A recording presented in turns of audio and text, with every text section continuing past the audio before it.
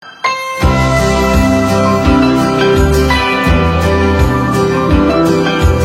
satunya itu teknik Pomodoro. Jadi teknik Pomodoro itu tahu kayak lettering tekniknya. Jadi kayak menulis catatan tapi ada unsur-unsur seninya.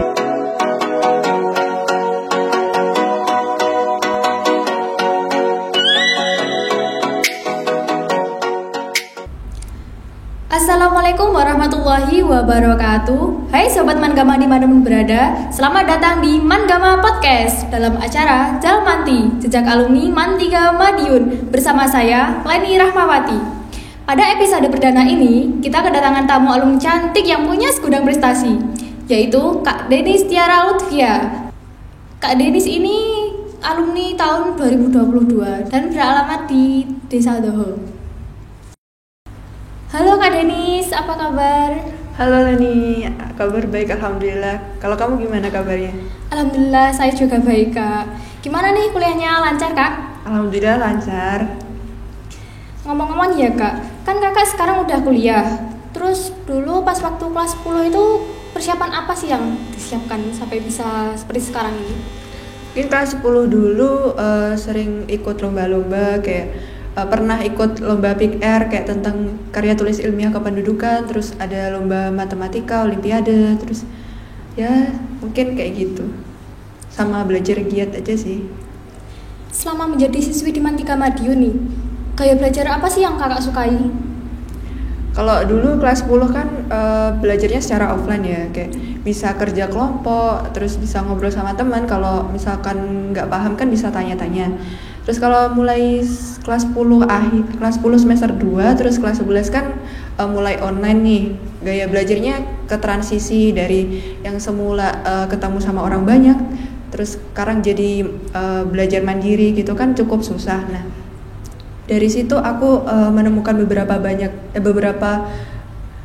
gaya belajar. Salah satunya itu teknik Pomodoro. Jadi teknik Pomodoro itu kasarannya 25 menit belajar, 5 menit istirahat. Jadi nanti belajar kita dibagi beberapa sesi, 25 menit pertama buat nge-review materi dan lain sebagainya gitu. Terus juga saya sering bikin catatan notes gitu, kayak mungkin kalian semua pernah tahu kayak lettering tekniknya. Jadi kayak menulis catatan tapi ada unsur-unsur seninya. Jadi catatan saya juga lumayan rame, jadinya makin semangat belajarnya gitu. Waktu masih di sini itu Kak, Kakak itu ikut ekstra apa sih? Atau organisasi gitu? Kalau dulu mungkin PR ya, PR Edelweiss, terus sama saya jadi tim jurnalistik MAN 3 Madiun buat ngeliput, bikin berita di web atau posting di IG gitu. Sama, berarti sama saya ya Kak. Kalau organisasi ikut OSIM atau PMR gitu? Oh, kalau organisasi kebetulan enggak sih. Fokus di ekstra aja. Kak Denis ini kan orangnya aktif gitu ya Kak. Terus pas masih di sini itu pencapaian atau prestasi apa aja ya yang udah Kakak dapet? Kalau prestasi dulu pernah juara Rayon Madiun Olimpiade Matematika itu. Olimpiadenya diadain sama IAIN Tulung Agung, sekarang jadi UIN kalau nggak salah. Terus pernah ikut juga tapi sebagai finalis aja. Terus juga pernah di Olimpiade KMNR sampai nasional. Terus pernah nyoba juga yang kayak public speaking, itu lomba pidato bahasa Inggris tingkat kabupaten, itu Porseni kalau nggak salah. Itu alhamdulillah dapat juara 4. Bagus banget ya Kak. Oh iya, Kakak ini di ITS ambil jurusan apa Kak? Di ITS aku ambil jurusan matematika murni. Kok bisa suka matematika tuh gimana sih Kak? Aduh, mungkin motivasi dari guru-guru dari MI, MTS, terus MAN juga dari support mereka. Terus kebetulan dari kecil juga suka ngitung, mungkin dari situ ngitung uang, ngitung apapun saya suka ngitung. Berarti emang dari dulu gitu suka matematikanya Kak? Bisa dibilang begitu. Tutor dong Kak. Gimana sih kok bisa matematika? Saya aja kan kadang ya, kalau diajarin kadang nggak paham gitu loh Kak. nggak tahu ya, dulu tuh kayak matematika tuh kebanyakan teka-teki gitu loh menurut saya. Jadi dari situ saya berusaha untuk memecahkan teka-teki tersebut. Gimana caranya? Kayak saya tuh kalau ngerjain soalnya tuh kalau belum nemu tuh kayak stres sendiri. Jadi saya berusaha gimana caranya biar soal itu terselesaikan gitu. Mungkin dari situ terus lama-kelamaan jadi terbiasa. Terus saya kayak tujuan saya tuh kayak nggak ada selain ya itu ya. Karena hobi saya kayaknya cuma itu gitu. Kegiatan saya juga itu gitu. Gimana sih Kak? Kok bisa masuk ke universitas impian kayak? Itu prosesnya cukup panjang ya. Dari kelas 10 itu udah memetakan apa yang saya inginkan. Kayak saya mau masuk jurusan apa. Dulu juga pernah sempat pengen masuk ke ilmu komputer gitu.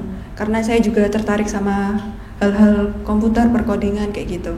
Nah tapi makin lama makin mikir, saya kan nggak bisa memaksa juga. Bisa kan orang yang jurusan komputer kan IQ-nya benar-benar tinggi, terus kayak mereka itu suka bereksplorasi, kayak bikin-bikin perkodingan itu kan juga lumayan susah gitu kan. Nah dari situ saya mikir untuk mungkin matematika itu salah satu bukan solusi, kayak lebih aman lah gitu. Saya kan juga suka matematika gitu. Di matematika pun juga ada codingnya, ada keuangan. Jadi matematika itu nggak cuma sebatas ngitung ngitung angka-angka dikali, dibagi dan lain sebagainya. Tapi matematika itu juga bisa menjembatani kita untuk ke bidang-bidang lain kayak keuangan, bisa ke komputer, komputasi, terus data analis, data scientist kayak gitu. Berarti kesimpulannya itu matematika memang mencakup semua itu ya? Iya, matematika itu ibu dari semua pengetahuan kalau menurut saya. Itu juga diajarkan sama Bu Fitri. Nanti tanya sama Bu Fitri aja. Mumpung aku masih kelas 10 nih Kak, kasih tips dong biar nggak salah pilih jurusan gitu. Kalau itu mungkin yang pertama tuh mengenali diri dulu ya. Karena kan 10 kan masa transisi dari SMP sampai ke SMA itu kan dari bener-bener ya remaja setengah anak-anak jadi remaja gitu kan. Nah 10 kan kelas 10 kan nantinya juga milih peminatan. Jadi peminatan ke kelas 11 kan. Jadi kan harus kamu bener-bener gimana cari tahu dulu apa peminatan di kelas 11 nanti tuh kayak apa sih gitu. Mungkin ada ilmu pengetahuan alam, ada ilmu sosial kayak gitu. Nah, kamu bisa memilih apa yang cocok buat diri kamu. Kalau kan ilmu pengetahuan alam kan biasanya mengarah ke ya ilmu-ilmu alam, terus perhitungan, terus habis itu ada hafalan dan lain sebagainya gitu kan. Kalau kamu suka hafalan, kayak suka menghitung gitu, mungkin bisa ke rumpun-rumpun yang ada IPA-nya gitu. Kalau misalkan kamu lebih suka hal-hal yang terkait sosial, interaksi sosial kayak sosiologi dan sebagainya, itu kan bisa ke ilmu-ilmu sosial atau sosial humaniora gitu. Boleh nih Kak kasih motivasi atau harapan ke siswa-siswi Mantiga Madiun? Motivasi gimana? Ya supaya semangat belajar gitu lah. Mungkin buat adik-adik Mantiga Madiun, kalian fokus untuk mengenali diri kamu sendiri dulu gitu. Apakah kamu minatnya kemana? Apakah setelah ini tuh kuliah ataukah bekerja atau kemana gitu kan?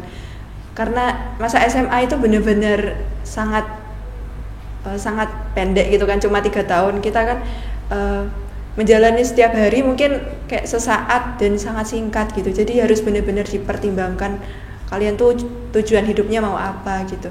Terus kalau kalian udah nemu tujuan hidupnya, kalian bisa mengembangkan potensi yang kalian miliki. Terus di Mantiga Madiun kan ada berbagai macam ekstra, terus bapak ibu gurunya juga sangat mendukung kalian, sangat support kalian. Nah kalian bisa mengeksplorasi sebanyak mungkin apa yang kalian penasaranin di masa SMA ini. Jadi fokus untuk mengembangkan potensi yang kalian miliki. Kalau udah punya tujuan, kalian bisa langsung meraih tujuan itu dengan semaksimal mungkin kayak gitu. Jangan lupa semangat belajar dan tetap semangat untuk semuanya. Oke, terima kasih ya Kak Deni sudah datang di acara kami. Oke, terima kasih. Semoga kuliahnya lancar, cita-citanya tercapai ya Kak.